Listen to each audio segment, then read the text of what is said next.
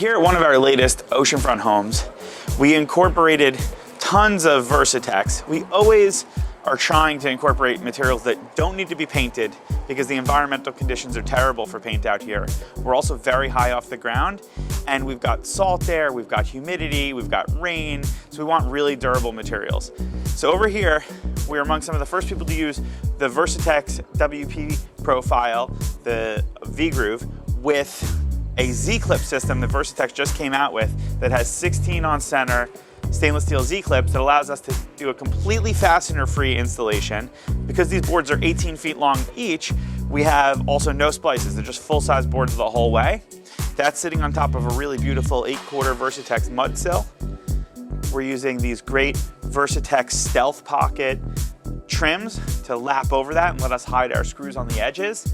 And then up on the ceiling, we're using Versatex's Katami product.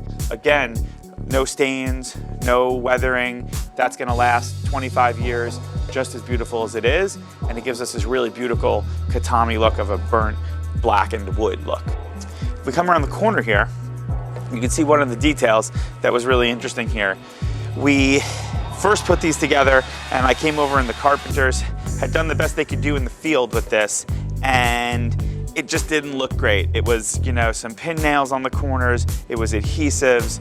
And so I called up our good friend Bobby at Executive Architectural Millwork, and I asked him if he could real quick do a miter lock onto Versatex's profiles for us.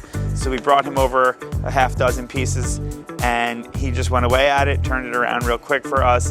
And so what that means is that we have an epoxy in the joint here, and then we have a mechanical connection that snaps together and never comes apart, and then just a plug every few feet to hold the board in place, and then we go with the rest of the system. Behind me you can see really just some beautiful integration of structural engineering, master carpentry, and some fantastic coastal durable materials. So way up on the third floor, we've got that stainless steel framed cantilevered balcony that is hanging off the side of the structure, completely serviceable, can be removed later if it needs to be, and is not dug in all the way into the structure, so that if and when it starts to rot out, it becomes a huge renovation for the owner. Underneath that, the Versatex canvasser is Katami, again, bringing that look through.